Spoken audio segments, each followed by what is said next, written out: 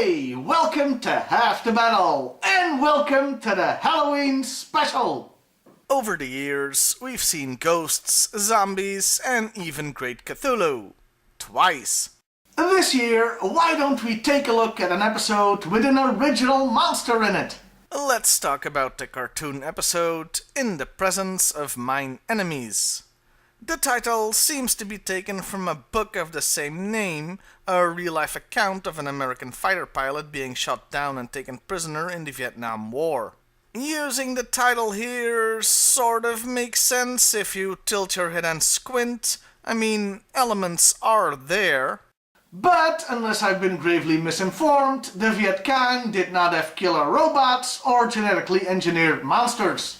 The title is also from the Bible, talking about God keeping you safe even when surrounded by enemies, which makes sense for the Vietnam book, less so for this cartoon. Because again, I don't remember killer robots in the Bible. Well, maybe in Michael Bay's version. Anyway, let's get on with the story. We start with Slipstream, the Conquest pilot, intercepting a command code transmission from Cobra, and using telemetry from it to destroy their satellite. Cobra, being a bit pissed off at this, sent planes after him to get the code back.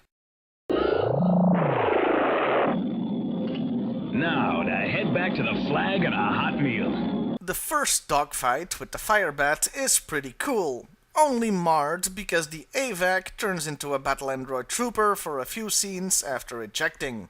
Yeah, nice quality control there. The next battle with 3 Night Ravens goes well for the most part, but one Stratoviper is surprisingly competent. Very cute show. Now it's time for a Stratoviper's guide to landing the hard way. The animation here is damn good and fairly unique. Kudos. They managed to shoot each other down. You with honor.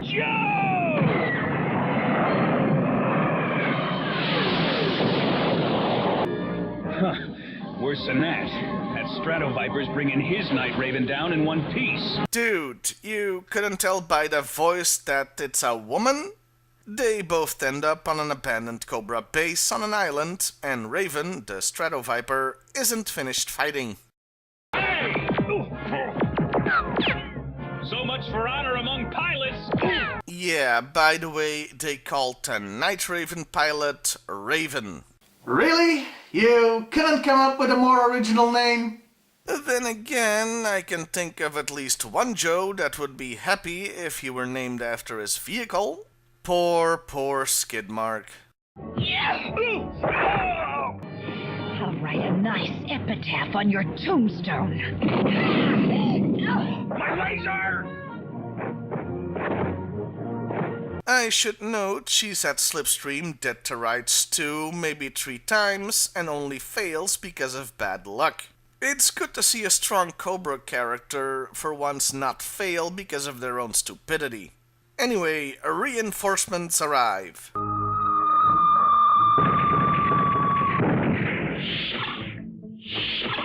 I swear that door sound is another sound effect they took from Star Wars.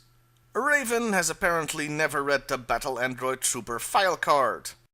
Stop! Don't shoot! I'm on your side! So she loses some points there. Put me down, you overgrown Boy Scout! It's impossible to fight that single-handed! Lady, he's not trying to fight them, he's trying to run away from them. They hide in a building and find a secret entrance.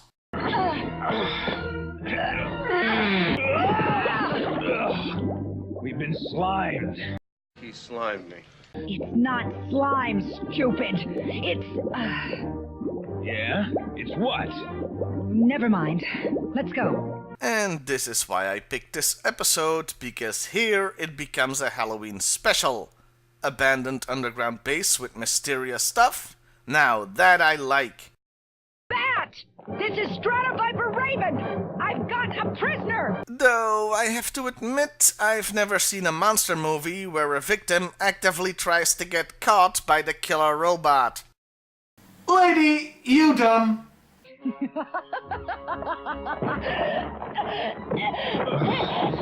You still think they're here to help you? Their programming must be faulty. Very dumb. Raven, it's dangerous to go off by yourself!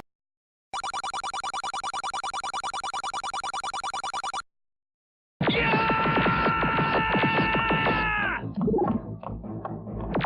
Whoa! Yeah! Whoa! Yeah! Does this gag look familiar to anybody else? Yeah, it's not enough that they take sound effects from Star Wars, now they gotta steal entire scenes?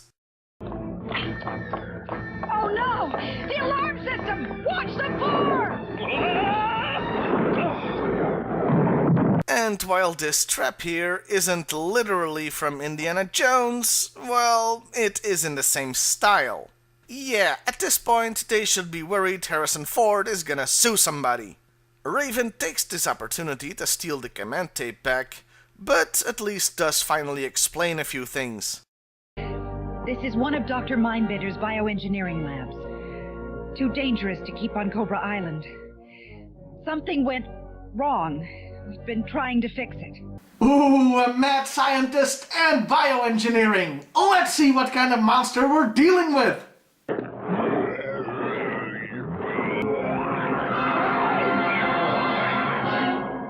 Slimy, tentacly, and with more than one mouth. Pretty eldritch, I approve. And now we know why there are battle android troopers in this episode. So the traps and the monster can kill them without upsetting any censors or parents. Because nobody gives a crap if a robot dies.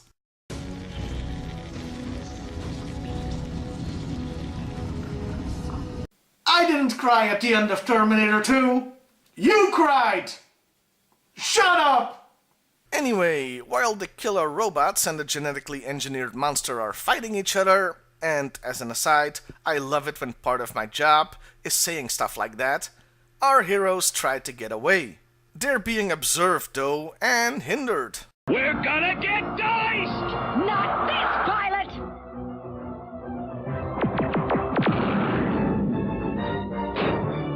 What's with G.I.Joe and huge ventilation ducts? Somewhere out there, John McClane is crying. They find the communications room, and Slipstream manages to call in the cavalry, but Raven finally gets a dose of reality. Dr. Mindbender! You've provided us with a great deal of entertainment, fool. And what about me? Is this my reward for loyalty to Cobra? Yes, you'll die a hero, my dear. And by the time the Joes reach you both, there'll be nothing left but 2 small birthmarks. Now, like I said before, some parts of this episode had some damn fine animation. This part though, yeah, not so much. The burning Cobra logo appears out of nowhere, then lacks any definition, and the bats either appear out of a solid wall or a blue void, depending on how you look at it. I expect this kind of crap from Deke, not Sunbow. So now they have bats and the monster after them again, though the Bio-Annihilator is happy to munch on Droid. They find a computer to set the base to self-destruct, because every self-respecting evil lair has one of those, and Raven gives back the command code. Incidentally, considering that's a cassette tape, and this was the mid-80s, I have to conclude that Cobra runs their bases on Commodore 64s. We've got 60 seconds before this place blows sky high. Yeah, it took about that long to load a game. Oh, and the guy who gives the self-destruct warnings couldn't be less interested in his job. Please evacuate immediately. Please evacuate immediately. I like to think that was intentional. Cobra gives so little crap about their personnel, they had a guy just quickly record this at lunch or something. Please evacuate immediately. Can I get back to my burrito now? So, they make their way out being chased by the monster, and I think it's actually voiced by the same guy who does Destro. So that's weird to listen to, Destro being all blarg. Just in time, of freaking course, a tomahawk arrives to rescue them as the base explodes, killing the monster. I was gonna call him Slimer too. And the episode ends on this. Bringing back a prisoner, Slipstream?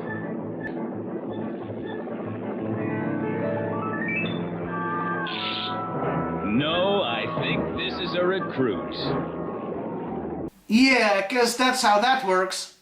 And that was In the Presence of Mine Enemies. And it was pretty damn good. Sure, there were some animation screw-ups, but the story itself was fine. You got a rare glimpse at what Cobra's indoctrination does to recruits. I know I've called Raven dumb on several occasions this review, but it really isn't her fault. She's been so brainwashed by Cobra, she can't accept the reality she's in. This is seen in both subtle and overt ways, like blaming Destro for her gun not working. Power pack's gone. Blast! Destro and his shoddy equipment! Because Destro is the weapon supplier and so technically not a part of Cobra.